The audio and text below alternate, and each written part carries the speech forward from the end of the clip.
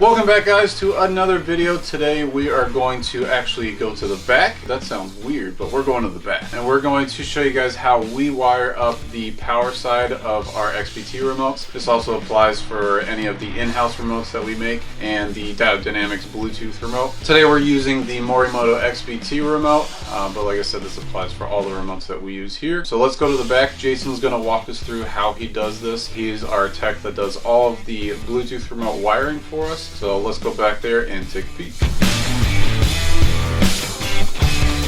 Hi. Hello. How are you?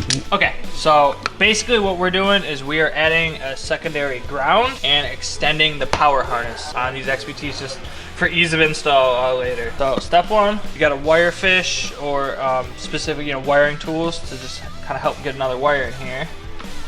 We usually do is we run this in here, pop out the backside, then we can tie in a secondary ground wire. Usually go somewhere between 8 to 12 inches, maybe a little longer, depends on what length you got. Fish that through, pull your loom, kind of set your length for your ground strap on the backside. Next step is just split your power and ground wire, pull them apart. We use these like auto stripper spreaders.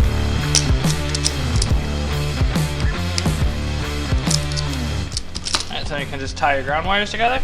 We suggest all wire joints, solder them properly, use good heat shrink, best product in the end. Solder joint, we always use glue lined heat shrink. Spend a little extra money, and make sure your stuff is waterproof.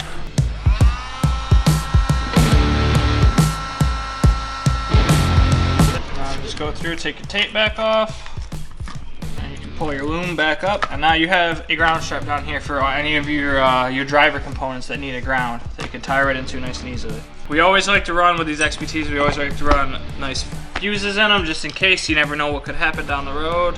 So I like to just cut the length off. We like to make them look nice, so we get it right to the end of this. Just kind of get your wire length set, cut it. Before we attach these together, always make sure you got your heat shrink where it's got to be. Can't put it on at the end.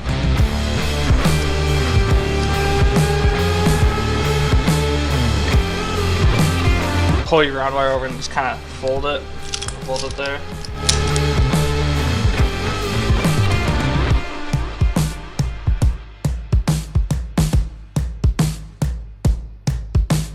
Straighten out your wires. How we doing? We pull this right up over the end, so it's a nice finished product.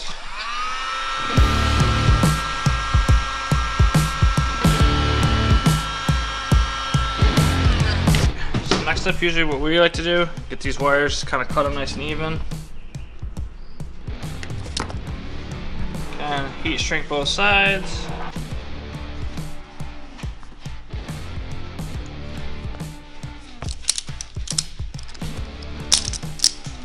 End off. And we use just double wires just attached together. Power and ground.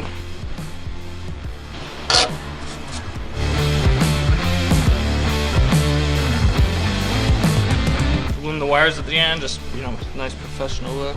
Regardless to get your length. Cut. The easiest way to get this on, if you guys are using like solid, not like split loom, there's kind of like a lot of people call it inchworm. Just kind of hold this in.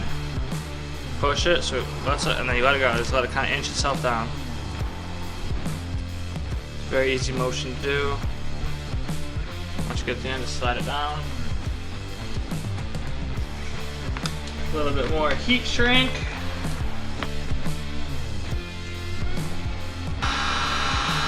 Alright, last step is just throwing eyelets on the power and ground wire. With, again, a little bit more heat shrink. Get that nice professional look. So what we always do, we just take the, I'm not sure what these are called, the plastic barrels off of these things. Alright, so just take all the other wires, get your links together, expose the end of it to whatever length you determine is necessary. I personally always go a little long with these and then fold them over on top itself just to get a little bit better bite with the when you crimp the connector end down. Fold my wires, heat shrink again. Get your crimping tool, you can use crimpers, pliers, you can really use whatever you want in there, and then just get a good crimp on it. Don't want it going anywhere. What we do is we slide our heat shrink over the ends. Just get a nice finished look. And that is how we finish and extend our XBT wires.